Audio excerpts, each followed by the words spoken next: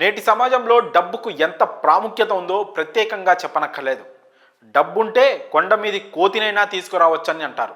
అయితే కొంతమంది కేటుగాళ్ళు తక్కువ సమయంలో ఎక్కువ డబ్బు సంపాదించడానికి రకరకాల మోసాలకు పాల్పడుతున్నారు. లాటరీలు, అధిక వడ్డీలు, స్కీములు, స్టాక్ మార్కెట్లు, పెళ్లిళ్ల పేరిట డబ్బులు వసూళ్లకు తెగబడుతున్నారు.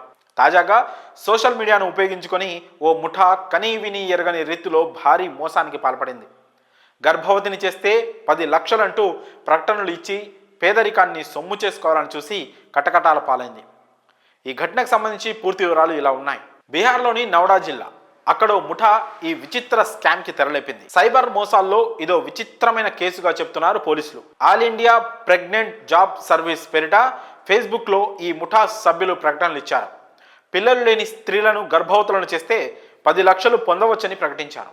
ఒకవేళ వారు విఫలమైతే 50,000 నుంచి 5 లక్షలు సైతం పొందే అవకాశం ఉందని ప్రకటనలో పేర్కొన్నారు. ఇంకేముంది, సుఖానికి సుఖం, పైగా 10 లక్షలు వచ్చేస్తున్నాయని యువకులు తెగ సంబరపడిపోయారు. వెంటనే ఆ ముఠాను సంప్రదించారు. ఈ క్రమంలో ముందుగా బాధితుల నుంచి ముఠా సభ్యులు Aadhaar card, pan card, selfie, ఇతర వివరాలు సేకరించారు.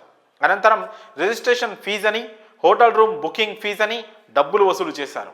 అలా రిజిస్ట్రేషన్ చేసుకున్న యువకుల నుంచి రకరకాల కారణాలు చెప్పి డబ్బులు లాగడం ప్రారంభించారు. అలా చెల్లించడానికి ఎవరైనా ఆసక్తి చూపించని పక్షంలో బ్లాక్మెయిల్ చేయడం కూడా ప్రారంభించారు. ఈ ముఠా వ్యూహంలో చిక్కుకున్న యువత సిగ్గుపడి ఈ స్కామ్ గురించి ఎవరికి చెప్పడానికి ముందుకు రాలేదు.